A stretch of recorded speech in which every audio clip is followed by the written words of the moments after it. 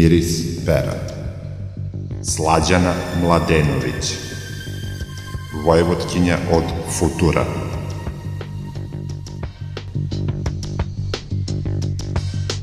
Nekako sam osjećala da je ovo jutro, mada preciznije rečeno produženo jutro, ili ako bismo otišli malo dalje do suvog perfekcionizma kojim se kite svi koji malo drže do sebe skoro pa podne, jedno od onih kada je najbolje ne ustajati.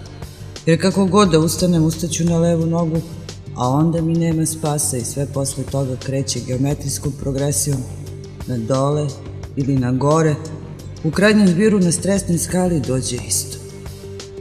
Tara je uvek takva stanja pripisivala puno mesecu, onoj njegovoj tamnoj strani i sitno posredničkoj duši koja naplaćuje sve stare i zaboravljene račune, pa onda ispiljuje večne kiše iz očiju i budi senke prošlosti kovitljajući spiritualne ambise.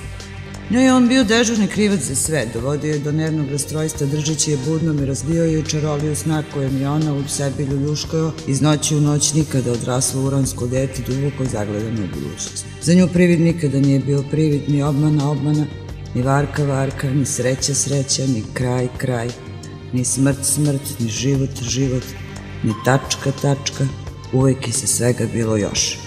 Počinje li završavala dan sa astrologijom, klela se u nju i nisam mogla da je nateram da bilo gde krene dok ne bi bacila bar jedan pogled na zvezde. Od kada je ja znam, a znam je mnogo dugo, ona je sve svoje munjavite impresije i snove motala u nerazmrsivo klupko i nikako nije dozvoljavala da je razni pesimisti, melanholičari i trezveni praktičari, one što za sebe vole da kažu kako čvrsto stoje sa obe noge na zemlji kao ja i Mara, na primer, pomažu svojim savjetima da sve to razmrsi. Večiti kontraš, rođena samo i jedino da bi bila opozicija sama sebi, volala da razotkriva kosmičke tajne i globalne zavere, da šušnjari po paralelnim svetovima. Bila je tužna i srećna istovremeno. Zaljubljena na prvi pogled i za ceo život u te neobične nauke, mogla je danima da se druži sa svim kabalističkim tajnama i da kopa po drevnim civilizacijama nikli na vanzemaljskom semenu. Nikada li nije bilo dosta da sluša o lutajućim dušama što mir svoj ne nalaze, nego tamo negde u svetlosti strpljivo čekaju svoj red za novi povratak i iskupljenje za večni život.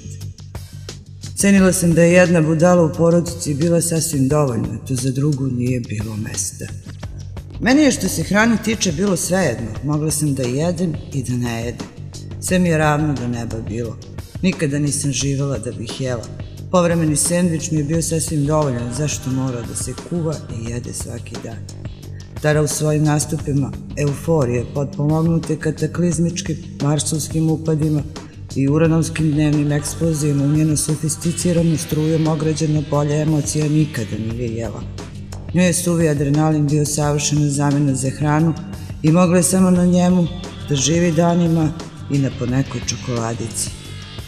Mara je jela kad muža i sina nije ispraćala i dočekivala, prala, peglala, sušila, tešila i mazila, lečila kijavice i upale grla. Niko nije umeo te neizlečive bolesti da leči oblogama kao Mara. Premeštala stvari, krečila, drva, cepala, pronalazila i vukla uvek sa sobom nekog čupavog, loše održavanog džukca koga bi za kratko vreme spremila za izložbu.